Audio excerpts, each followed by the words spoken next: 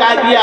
आप क्या सोच रहे हैं कि हमें पता नहीं है? सारा मालूम है। मैं ऐसे नाम आपको गिनवा दूंगा जिन्होंने मेरी सामने 10-10 बीघे जमीन शराब के चक्कर में लुटा दी। मैं आपको ऐसे लोग बता दूंगा जिन्होंने अपनी औरतों के सेवन मोटी मोटी चांदियां, किलो चांदियां शराब के चक्कर में, जुए के चक्कर में, कुमारबाजी के चक्कर में, इश्क के चक्कर में, अय्याशी के चक्कर में, इन तमाम बीमारियों के जाल में फंसने की वजह से उन्होंने अपने माल को जाय कर दिया।